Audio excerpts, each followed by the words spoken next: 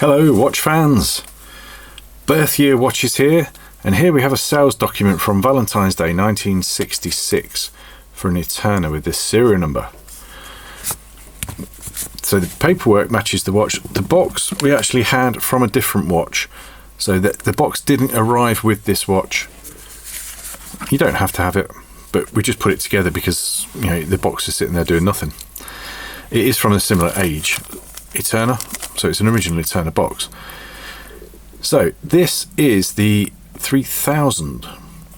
Now it doesn't say 3000 on the dial, and I think this may have had a new dial fitted. We've got a catalogue from the time, and it shows the 3000. It was the flagship model, page 1, and they were all stamped 3000, but they were in gold. I think at some point, either this was an option at the time or at a later date, somebody has said, I prefer a silver dial, and they've put a genuine Eterna silver dial in the same layout as the one we have in the catalogue. So it's not the triple gold look. Amazingly, we actually have some spare links for this, because this is an 18 karat gold case and 18 karat gold bracelet. Don't necessarily recognise the logo on that clasp, but as you open it up, you've got your clasp and you've got your safety guard, and it is stamped 750 Eterna on the back. So all this is gold. Screw down case back, and let me get this right because it is a little bit finicky, but this was the slimmest watch with calendar and centre seconds that you could buy. The reason that you have to include those things is every time you make a complication, it's a bit like adding a layer to a sandwich. You've got the date disc and the jumpers, so that adds a little thickness. The second hand adds a little thickness because it's obviously got to clear the minute hand and the glass. So you add a little thickness each time. But if you wanted date and centre seconds, this was the thinnest watch that you could buy at the time. The very flexible bracelet is not integrated. It can be removed, and it has this fish scale pattern. It's very attractive, silky smooth, and because it's not integrated, you could take this off and wear it on a leather strap should you wish. You know, if times were hard and you wanted to sell, you could take the bracelet off on its own and it would be worth a pretty penny. But you've just got simple holes there, so you can take the bracelet off quite easily and play around with it.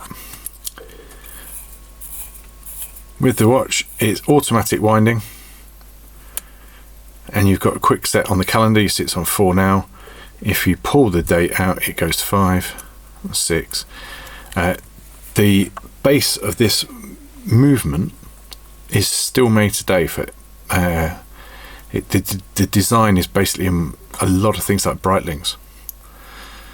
I can't remember the actual model number of the movement, but you'll see it if you head to the website. Bracelet is quite long, despite having some links taken out, so even a fat bloke like me can wear it, but it is not something you will see every day. Can you imagine the temptation? You've spent a lot of money on this watch in 1966.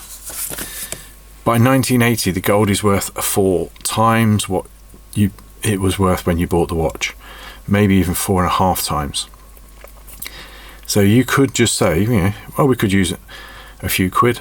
We'll sell the bracelet and keep the watch, and you'd have made an enormous profit. You don't often see them like this that haven't been weighed in. The crown isn't signed. That may be a replacement. And I just noticed there's a little scuff on the glass which we can polish off. No problem at all.